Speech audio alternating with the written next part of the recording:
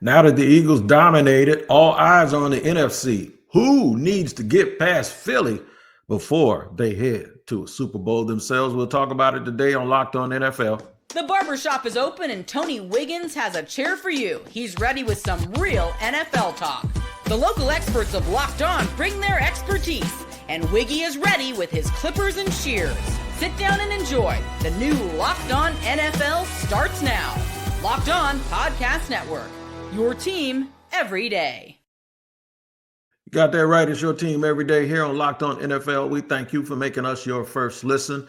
As we take a look around the National Football League twice a day here on Locked On NFL, you are now in the barbershop where we use local experts to give you all of the news from around the league. And of course, today is Wednesday, and that means David Harrison of Locked On Commanders is here and the Locked On Squad show. So we'll run it down. But first, I have to let you know that if you're an everydayer, we appreciate you. And if it's your first time, I hope you enjoy the show. You can always catch it wherever you get your podcast, whether you watch them or listen to them. Make sure you tap into those locations to make sure you do not miss an episode. Here's where Dave and I are going to go. We're going to talk about the Saints making a hire of Kellen Moore. Should Kellen Moore have pulled a Ben Johnson and waited for a better job next year? I know Ross Jackson don't want to hear that one, but we'll go over that. A looming retirement in Kansas City may be the first thing that's on the docket when you're talking about what the Chiefs need to do to get back to their winning ways next season. But at the top, we're going to start with a team or two teams that should be familiar with each other, and David's familiar with one of them because we're going to talk about the Commanders and the Detroit Lions and what those two teams have to do to get to where the Philadelphia Eagles got. So, David, I'll just go ahead and hit you with this. First of all, I know y'all ain't feeling bad for Detroit because Washington beat Detroit. And I know they were banged up, but even though they were banged up, everybody still picked them to win the game and go to the Super Bowl. And everybody had a blind spot for that monster that was being built right there in Pennsylvania. Yep. No, I mean, you're 100% right. And listen, it's not a matter of feeling bad for anybody, but we talk about this pretty much every season. It's not always the best team in the NFL that wins the Super Bowl, right? Mm-hmm. Like it's usually the healthiest of the good teams that wins the Super Bowl, right? So first of all, you just got to make it to the tournament. And then from there, it's a matter of playing your style of football and also staying healthy, and the Philadelphia Eagles obviously, did that better than I think any other team in the National Football League this year. The Kansas City Chiefs certainly missing some talent out there. You put Rashee Rice out there and who knows, what the Kansas City Chiefs are able to do, or you keep him for the season and all those things, but I wouldn't say that the Eagles beat, a supremely wounded Kansas City Chiefs team, but certainly not a Chiefs team fighting with all of their ammo. But yeah, I mean, it's, you don't take anything from anybody because at the end of the day, next year it could be Washington in the playoffs, missing, 5 starters to injury, and nobody's gonna look at the Lions and say, well, hey guys, remember you wanted them to take it easy on you. So, and of course the Lions didn't want them to take it easy on them. Right. So, it's part of the every year conversation. And unfortunately, if you're a Lions fan, you're looking at that Chiefs game, that Super Bowl, and you're going like, man, if the Lions were healthy and beat the Commanders and obviously, contend against the Eagles, perhaps we're celebrating the Lions Super Bowl. But unfortunately, it's just not the way it works. And next year, it starts all over again. And we know it, Wig, every training camp, man, we all brace. Who's going to be the first big injury that happens in training camp? You hate to see it, but it happens every single year. I said last year what happened to Detroit is something I'd never seen in my life. They lost like 18 people, man, and they were still the best team in the NFC. Yeah. I think the thing that gets me about this, though, is, and I said this the other day on social media, and somebody actually got upset with me saying, man, that's not true. But we do this for a living. We come up with news stories. We watch the news cycle, and that helps us determine what our shows are going to be like. Everybody talked about Detroit so much, and in fact, they were talking about NFC North people saying that there should be realignment for the playoffs, that it wasn't fair that all 3 of those teams were in the same. You remember that? You remember all of that stuff. Yeah. So, and I'm sitting there thinking, like, this entire time, nobody stood up and said, "Are you watching the Eagles? They are 14-3. I mean, they're a really, really good team." No, everybody was, including me. We were all talking about Detroit. Well, to prove my point, I want you to hear Matt Derry before we get to talking about Washington and Detroit. I want you to hear Matt Derry talk about some of the Detroit Lions and some of the things that they said, even on Radio Row, about how they felt about not being in that game And he also has a little shot to CJ Gardner-Johnson. I want you to check it out. And only Matt Derry for him. Yes, I predicted the Chiefs to win last night, 31-30. They got they got curb stomped. And, you watch the game, and as a Lions fan, and I know there were plenty of people that did not watch the game, and that Lions fans, some were boycotting, and I'm not going to chastise anybody that didn't want to watch it or didn't feel good about checking it out. I think it was Alex Anzalone that put out on social media that he wasn't watching it. David Montgomery was on Radio Row Friday down in New Orleans saying, I'm not watching this game. These guys are pissed. They wanted to be in the game. Terrion Arnold put out a really cool social media video where he was like, man, I just wish we were there and we should be in this game. And these guys are motivated to come back next year. But the biggest takeaway for me in watching last night's game and watching the Eagles just push Kansas City around was simple. Philadelphia's defensive line is absolutely disruptive. They are dominant, and it's not just one guy. It is a group effort. It's Jalen Carter. It's Milton Williams. It's Nolan Smith. It's Josh Sweat. It's Brandon Graham. And I'm not even a big Eagles fan. I'm naming 5-6 guys off the top of my head. Philadelphia is stacked up front, and they made life hell for Patrick Mahomes last night. Oh, by the way, speaking of hell, Chauncey Gardner-Johnson last week, at the end of last week, down at the Super Bowl, the Eagles safety saying, life was hell for me when I was in Detroit. Oh, you know what, Chauncey, shut up. Seriously, get a life. I'm going to start calling Matt Derry shade. Anytime I need somebody to cuss somebody out or to tell somebody to sit out somewhere, I'm going to get Matt Derry to come and do it. But you heard it, Dave, right there in his voice. Yeah, guys saying they weren't even watching the game. And it's almost disrespectful to a rookie quarterback and his young team in Washington that came in there and beat you. There's a reason why, and you can blame the injuries, and I understand that because we've done that for the Lions all year. But to say you're not going to watch the game is kind of a discredit to the team that beat you, who actually lost to Philadelphia. And go ahead and watch it, man. You can't be like that, but they can do what they want to do, I guess. But just sounds like sour grapes a little bit. Yeah, I mean, listen, most of those impactful injuries were on the defense side of the ball. Those injuries had nothing to do with Jared Goff turning the ball over and the Washington Commanders picking off all those passes. So, you look, again, people can get mad and competitors want to compete and all that stuff. But at the end of the day, I mean, if you need to not watch the game to give you motivation, go for it. Like, whatever motivates you, man, you do you. Jalen Hurts had a lock screen on his cell phone of the Kansas City Chiefs winning the Super Bowl the year that they lost to them on his phone for a while there as motivation. So whatever you need. Personally, I don't like to use other people's successes or failures to gauge my successes or failures. But that's me, and that's how I would approach it. But if it works for them, like, look, if they're hoisting Lombardi next year, every team's gonna stop watching the Super Bowl if they're not playing in it. But it is what it is.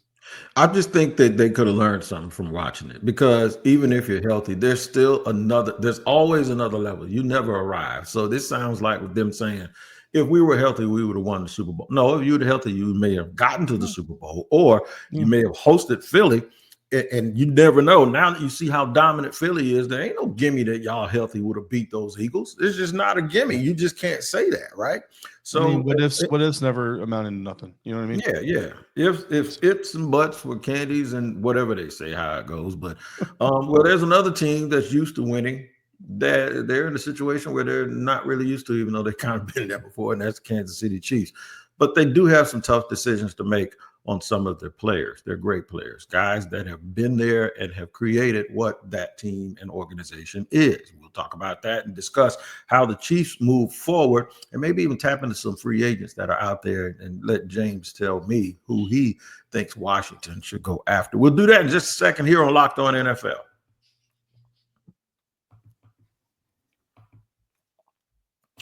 Today's show is sponsored and brought to you in part by FanDuel. When the game tips off, the NBA action is just getting started, and there's no better place to get it on than FanDuel, America's #1 sportsbook. With FanDuel, you can place live bets through the game, so even if you miss the opening tip-off or want to bet on the fourth quarter comeback, you can stay in on the action. And if you're looking for a bigger payout, you can even combine your live bets into a same game parlay.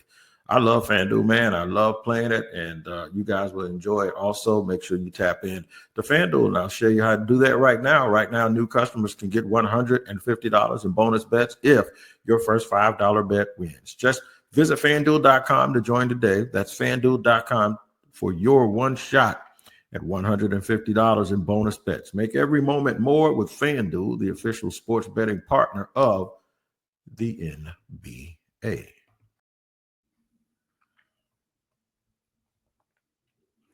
All right, running it down here on Locked On NFL, where it's your team every day. Tony Wiggins here, along with David Harrison, on this Wednesday edition of the show. We forget that the Kansas City Chiefs, not we, but some people seem to forget that the Kansas City Chiefs, there are already talks about, oh, is the door closed? And oh, is this going to be over? And what the Chiefs need to do. I even saw some people say how the Chiefs dropped the ball when it came to building this team, and they haven't drafted well. And I'm thinking, like, are you serious? I mean, you can't.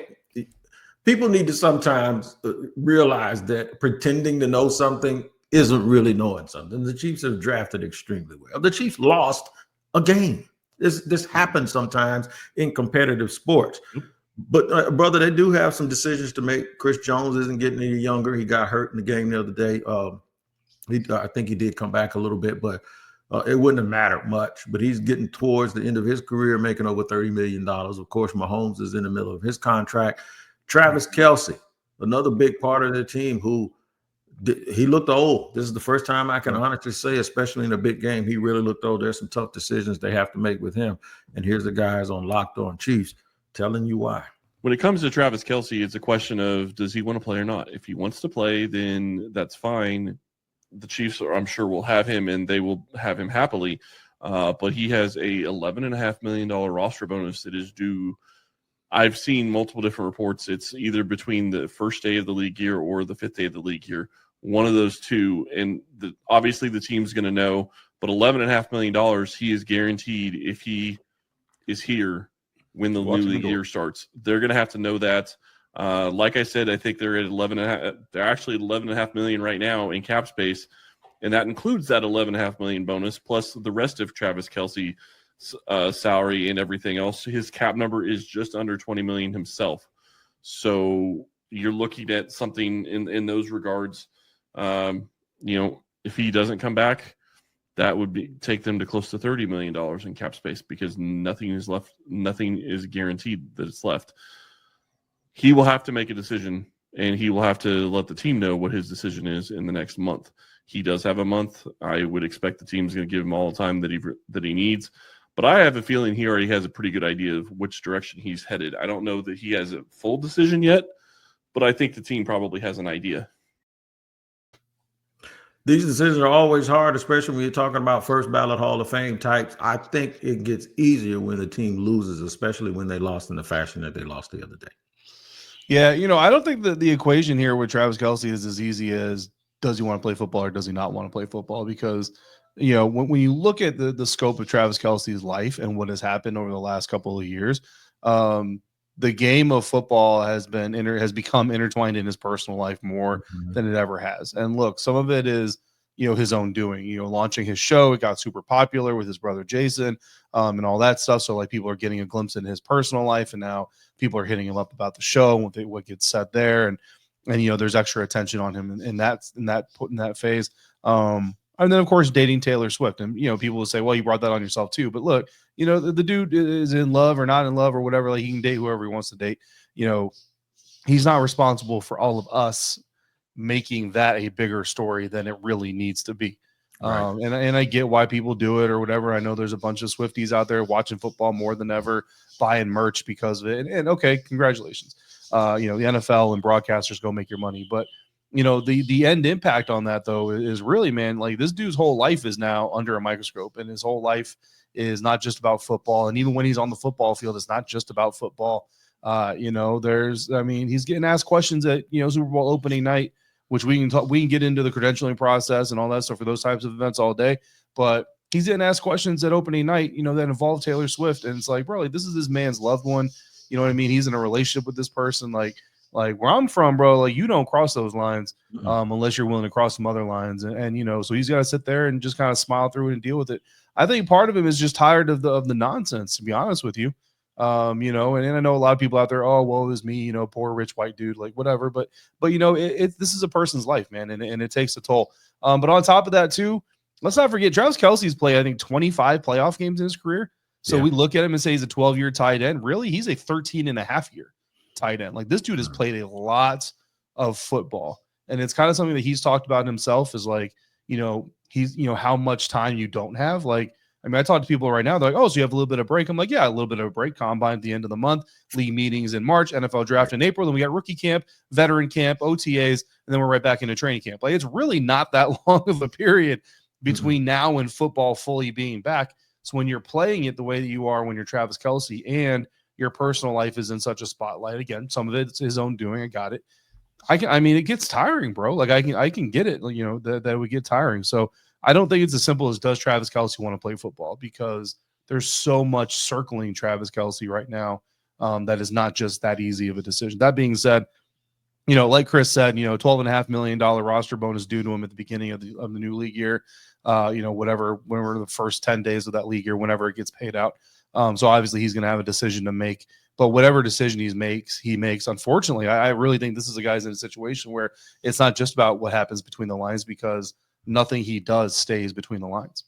Right. And the part of this whole thing that people forget, and you've seen this, David. So when these guys come out in public, because they're gladiators, they can't show any weakness, right? Mm-hmm. But if you've been around a professional athlete, or like if you've done radio or whatever, and you've seen the guys on Tuesdays on their day off when they come do radio shows, you see how they walk.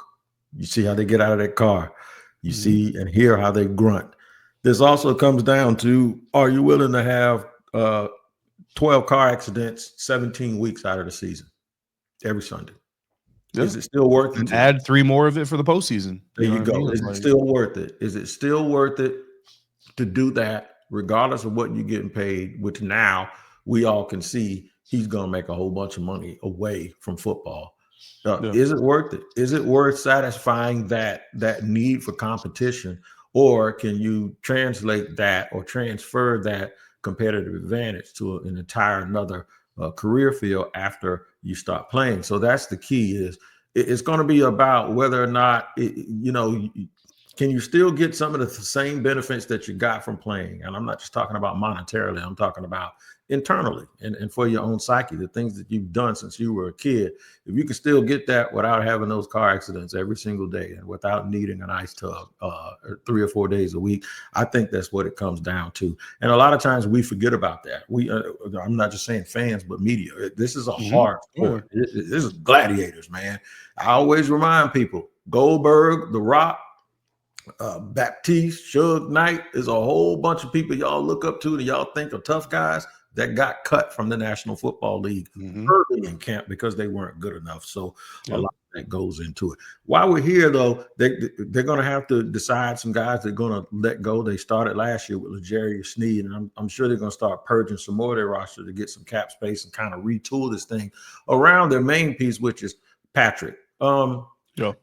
Being Washington, being that you cover Washington, I want to know, do you feel the need for them to, because it seems like they're close, man, there's a Myles Garrett dangling out there. There's a Josh Sweat out there that you might have to pay. There's a Bond out there, the linebacker from Philadelphia, that really lines up with the needs of Washington. There may be a Trey Smith, an offensive lineman, and you're sitting there going, do you see a feeling of desperation where, because you see it and you're so close, you reach out and grab it? Or do you try to remember that the two teams you just watched play in the Super Bowl were self-grown, homegrown, and self-made? Yeah, I mean, I think, the Commanders' plan is still going to be to build through the draft and supplement through free agency and trades, right? Now, that being said, that doesn't take a big trade off the table. It doesn't take a big free agent move off the table. But what I think it does do is takes off, 3 to 5 big moves. There's a lot of names out here. T. Higgins is a name that a lot of people are talking about. You just mentioned Zach Bond. Ronnie Stanley, the offensive lineman from Baltimore, is a big name. Trey Smith from the Kansas City Chiefs. Like, there's a lot of people around the Chiefs that basically expect them to let him walk because they don't have a history of really paying their offensive linemen, which is a little bit weird when you look at the importance of trench play, right? Milton Williams from the Philadelphia Eagles. Like, there's a lot of players out there that are going to draw a lot of attention. Khalil Mack is someone that I've already had Commanders fans come at me about, like, hey, this team needs to sign Khalil Mack, You want to see your team make these sexy moves because it really shows the quote unquote all-in mentality. But right. I think what Adam Peters is ultimately going to do is he's going to get involved in a lot of these conversations. I fully expect that Adam Peters is one of those teams that has blown up the Browns' phone already. They're going to continue to have those conversations because eventually the Browns are going to trade Myles Garrett. But if the asking price or the bidding gets too high for Adam Peters is a guy who's willing to fold and walk away from the table and say, no, you're not taking all my chips. Mm-hmm. And I think that's where he needs to stay. You know what I mean? If it means, I don't even know who, the Dallas Cowboys getting Myles Garrett instead of the Washington Commanders, it's going to hurt. I know the Commanders fans would hate that result, but at the end of the day, like Adam Peters, if you don't stay true to your own process, then you can't expect the process to go the way you need it to. No doubt about it. It's always a hard decision, but it's ones. That's why they get paid a lot of money to make those choices. And if you make the wrong one, you can set your franchise back. Speaking of franchises that have been set back, whether it be coaching, wins, or salary cap, we always pick at the New Orleans Saints. Well, the New Orleans Saints did something pretty good yesterday. Good for them, but good for the person that they actually did it with. We'll discuss that in just a second here on Locked On NFL.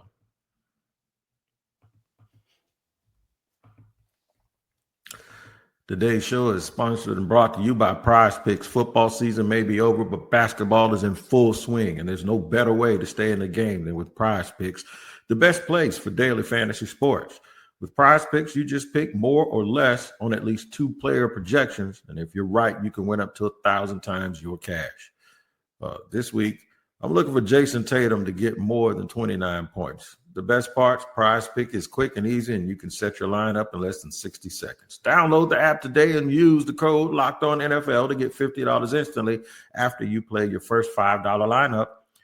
That's code LOCKEDONNFL for $50 instantly after you play your first $5 lineup. Prize Picks, run your game.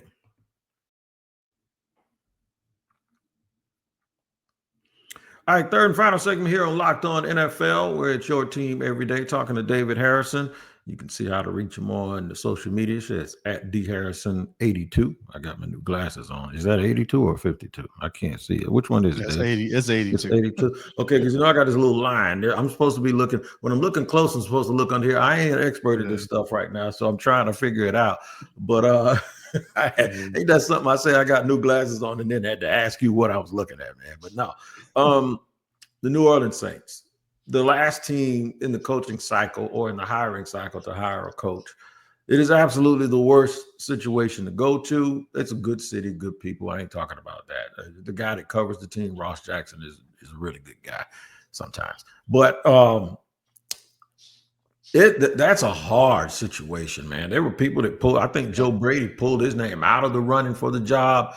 Yep. But I've always said there's only 32 of these things and they're hard to come by. And if you don't believe me, ask Bobby Slowick. Bobby Slowick was a hot name just a year ago. And now he's a pass game assistant with the Miami Dolphins because he got fired in Houston. So sometimes you have to strike while the iron is hot. And Kellen Moore has been on this. The Eagles were his 4th team in like 6 years. So there's always this little thing like, man, what should we do? Should we take the job or should you not take the job? Well, guess what? He took the job. He's the new head coach of the New Orleans Saints, and somebody's giddy about it. And guess who it is? It's that man I mentioned, Ross Jackson.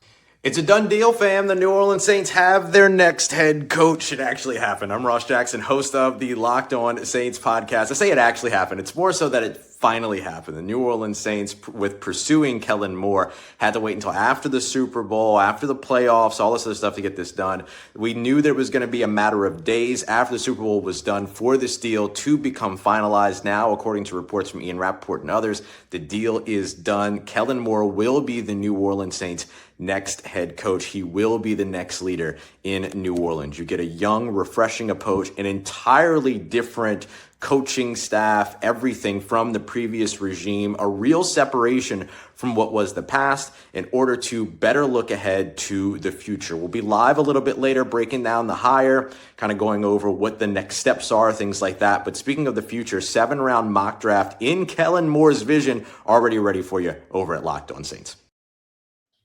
Ross always smiles, man. I very rarely see him upset, but he was cheesing a little hard right there because he actually I think they got a pretty good coach. It was somebody I did not want the Jaguars to get, but still, for them in this situation and for him, it's good. But I want to know, should he have waited for another situation? Because the Eagles are loaded. They got a real good team. He wasn't gonna have a terrible year like Bobby Slowick, but I'm just wondering if he should have waited for an extra another gig, or did he do the right thing? Yep. See, here's the thing. You don't know that he wouldn't have a down year like Bobby Slowick, and that's kind of the point here on why Kellen Moore, in my opinion, actually did do the right thing. So, entering the offseason, especially understanding the New Orleans Saints job is probably going to be available. I honestly looked at the Saints job as the second worst job in the National Football League, only to the Jacksonville Jaguars. Oh, my God. And that's only because of what the owner has a tendency to do. At the time, Trent Baalke was still there, so good move by getting rid of Trent Baalke. But I'll let Locked On Jags host Tony Wiggins tell y'all more. Yeah, I'll tell you about that. But look, the cap situation is terrible. Derek Carr is your quarterback, and if you get rid of him, the money situation is not great. There's not really an heir apparent there. I mean, Spencer Rattler's certainly has some flashes. Whatever. This year's rookie class of quarterbacks is not blow the door off the hinges, quality, things like that. But the thing about young coaches taking head coaching opportunities, I've always kind of, I wouldn't say griped about, but kind of not understood is every single person in the NFL, you wake up every day and what's your intention at the end of the season? Your intention is to be winning a Super Bowl. So when you're a guy like Ben Johnson or a guy like Bobby Slowick, and you're on a team that feels like or appears to be on the cusp of winning a Lombardi trophy, I just have never been able to fully wrap my head around the theory of I'm almost to the mountaintop. Let me leave all of you up here. I'm going to go back down to the bottom and try to get these amateur climbers to climb up here with you. Yeah, that's right. Instead of staying there, try to get your Lombardi, do your thing, and then go get your head coaching job. Now, Ben Johnson comes back to the Detroit Lions. Again, not necessarily for that reason, right?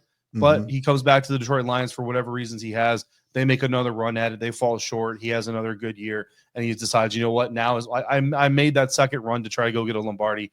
Now is my time to go ahead and take a head coaching job. Me personally, I probably still would have stayed with the Detroit Lions, if I'm being honest with you, if I'm Ben Johnson, but I'm not. Bobby Slowick is the other part, is the cautionary part of that story, right? Bobby Slowick is a hot head coaching candidate. Now, I don't know that Bobby ever officially got offered a job anyway, right? But at the same time, fairly early in the process, he agreed to a record-setting extension with the Texans, new contract, highest paid offensive coordinator, all that stuff, and pulled himself out of contention. So, like, would the Carolina Panthers rather have had Bobby Slowick than Dave Canales? I can't tell you that, but perhaps Bobby Slowick could have been in that situation. He decided, we're a good team, playoff team, I'm going to come back. I'm going to do my thing with Houston and try to make that better. They fall victim, honestly, mostly to injuries. Their offensive line was just not healthy at all during the season, couldn't protect C.J. Stroud, couldn't open up a running lane. So I don't know how much I really put on Bobby Slowick on that. There's some other thoughts on the Bobby Slowick situation that we're not going to get into here that kind of contribute here. But my point to that is, if you're Kellen Moore, there's three factors here on why I think Kellen Moore did the right thing, even though the Saints job arguably the worst in the NFL. One, you won a Super Bowl. You got it. You know what I mean? You got to the mountain. You did. Now, if you want to go down to base camp and try to carve out your own climbing team, go for it, buddy. You got the green light. You got your ring. You're always going to be a champion. Nobody can take that from you. Congratulations. Number two, the way you got that ring as an offense, look, I know Jalen Hurts, give him all the flowers in the world for what he did in the Super Bowl. Make no mistake about it. The only reason the Philadelphia Eagles are here today is Saquon Barkley. No doubt. Saquon Barkley carried the ball 345 times in the regular season alone. That hasn't happened, Wig, since 2020. Derrick Henry, 378 carries in the 2020 NFL season, trying to carry the Titans to a Lombardi. Obviously, he failed where Saquon Barkley succeeded. But here's the problem. The very next season, Derrick Henry played 8 games. Now, I'm not going to tell you that heavy-ass workload the year before contributed to him missing half the season the next year, but I'm not going to tell you it didn't.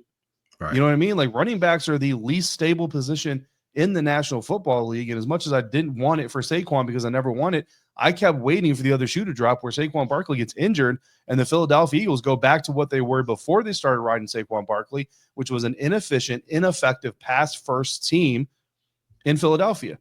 So what is the likelihood, and again, I'm going to knock on wood and hope that it doesn't happen, but what is the likelihood that Saquon Barkley can come back in 2025 and have another 350-plus carries and carry this Eagles offense into the postseason, into a Super Bowl situation?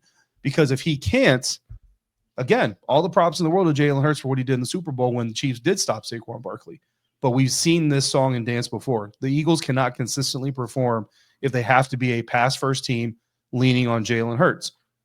So that's reason number 2 for Kellen Moore to get out, because guess what? That's not his style of offense anyway. This is a pass-happy offensive coordinator. So he's already playing outside of his own box of comfort. So now get out before the other shoe drops and you end up potentially, losing your golden goose. Again, I don't hope it on Saquon, but it's just, the way the running back position tends to work. That's reason number 2. Reason number 3, Kellen Moore went from being the Dallas Cowboys offense coordinator to being the Los Angeles Chargers offense coordinator to being the Philadelphia Eagles offense coordinator. Make no mistake about it, he became the Philadelphia Eagles offense coordinator under duress. Nick Sirianni didn't have a choice. It was fire your boys or get fired with them. So he fired his boys, and then he had to go find himself 2 coordinators that didn't need his help, didn't need his oversight, and could run their shops all on their own. So he went out and found Kellen Moore, who was not going to be retained by the Los Angeles Chargers, and he went out and found Vic Fangio, who could run everything. And honestly, he'd probably be a better head coach in Philly than Nick Sirianni would be, but that's a different discussion. So if you're Kellen Moore and you lose Saquon Barkley, not only are you going the route of Bobby Slowick, you're going the route of Bobby Slowick faster than Bobby Slowick did. So yes, the Saints' job may not have been that attractive, but when you're Kellen Moore and you put, again, all those pieces together, you had no choice but to take this job because you are literally a person who is one running back injury away from never having this chance again. No doubt about it. I'd have took it. You don't tell me I wouldn't have taken. I would have taken that job in a heartbeat because 1, you're gonna get life-changing money. 2, I'm interested to see how long of a leash they give him because of the situation that they're currently in with their salary cap and their roster. But all is well. All is good. Good for him. He got to start. Good for the Saints. They get off to a fresh start, and good for us because we are done with the show and we get a fresh start for the rest of our day, and so do you. But make sure you tap into Locked On NFL in the morning and hear Tyler Rowland. That's right. The AM show is like a double shot of espresso, and then you slide back by through the barbershop around 2 o'clock every day, and I'll be here, of course, with another guest, as always, here on Locked On NFL. You guys have a good one. Take care. Take care of each other. We'll see you next time on Locked On NFL.